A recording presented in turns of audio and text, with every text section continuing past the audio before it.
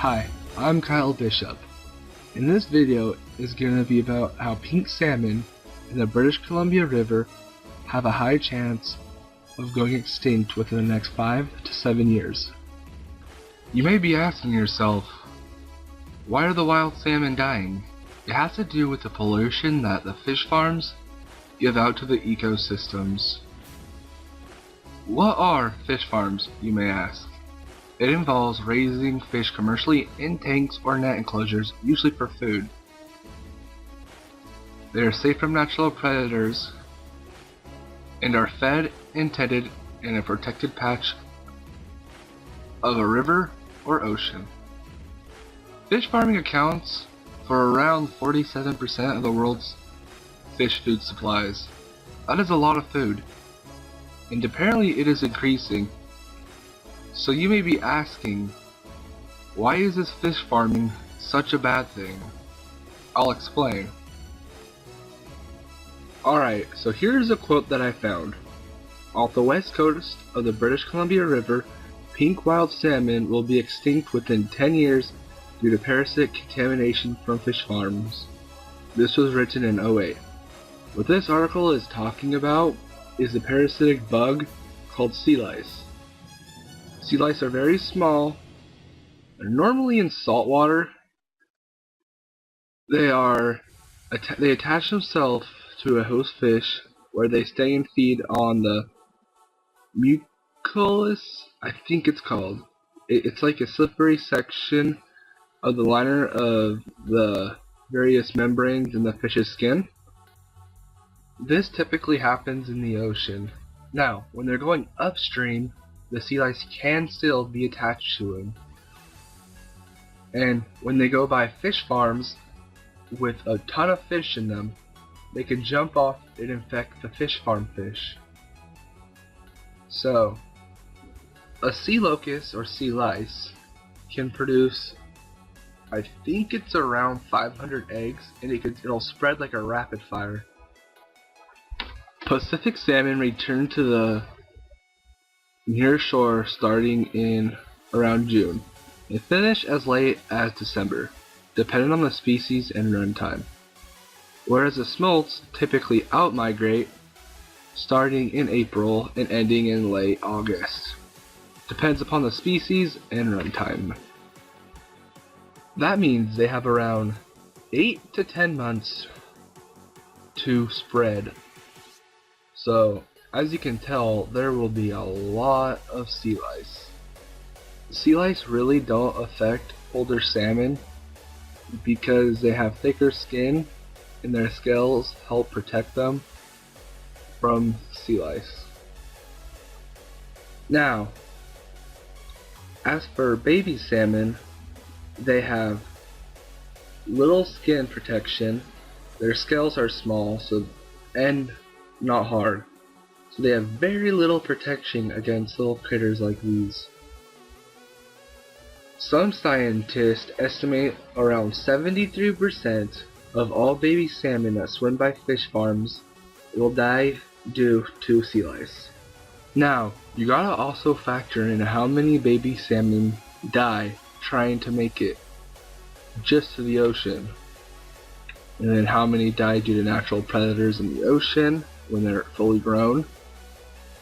So you're looking at a possibility of 85 to 90% of all the salmon from this time period dying, and that could be lowered to around 50% if fish farms were not there. If 85 to 90% of all baby salmon die, the species population will decrease rapidly. And over the years, when the baby salmon that survive come back, they won't lay as many eggs, so that population will get smaller, and then fewer will make it, and then they'll get smaller and smaller until no baby salmon are making it back to the ocean. So you might be thinking, what's the big deal if wild salmon go extinct? They're very important in that area. Think about the grizzly bear or the black bear. Their diet consists of around 48% of salmon alone. Also, in bald eagles, salmon can be very important towards them as well. It would be pretty sad to see the ecosystems fail over fish farms. There has been proof of starving grizzly bears in areas where salmon populations are slim to none. Overall, I think scientists either need to find a way to kill the sea lice by feeding the fish some type of food that kills the sea lice. It's kind of pathetic that a sea lice can go a year, well, 8 to 10 months, without anything happening to them. They should be dealt with.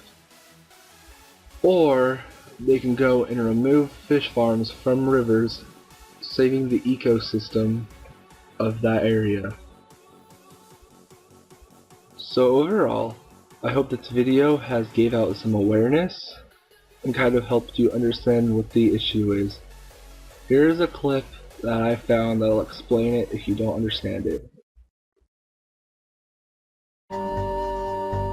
The recent introduction of salmon farms in many coastal areas provides a large number of potential hosts for sea lice in near-shore coastal areas all year round. Since salmon farms regularly contain more than 500,000 fish per farm, even low numbers of sea lice on each farmed salmon add up to very large numbers being released into the surrounding water.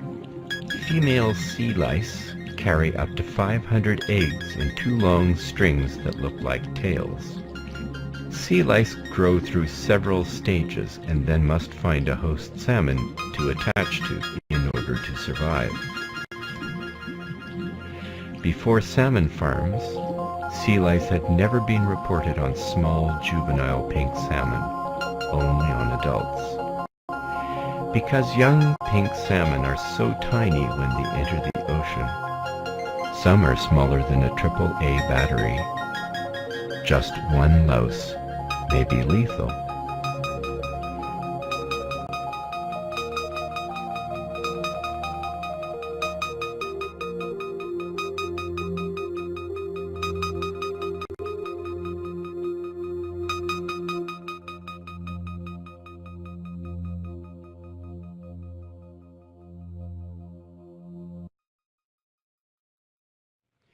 If fewer young salmon make it out to the ocean, this means fewer adults will return to spawn.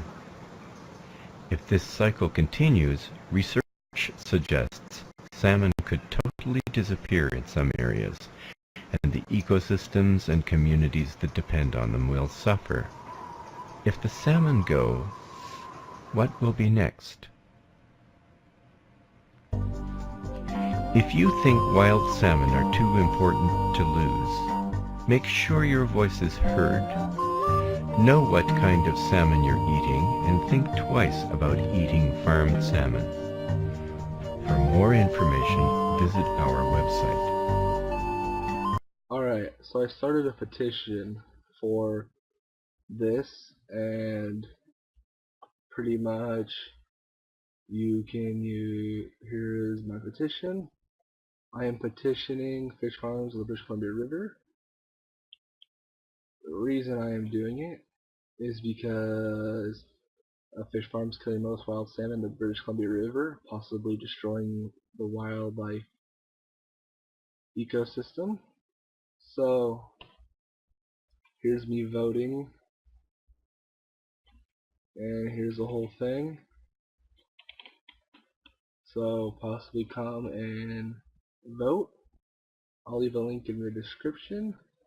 Thank you, and bye.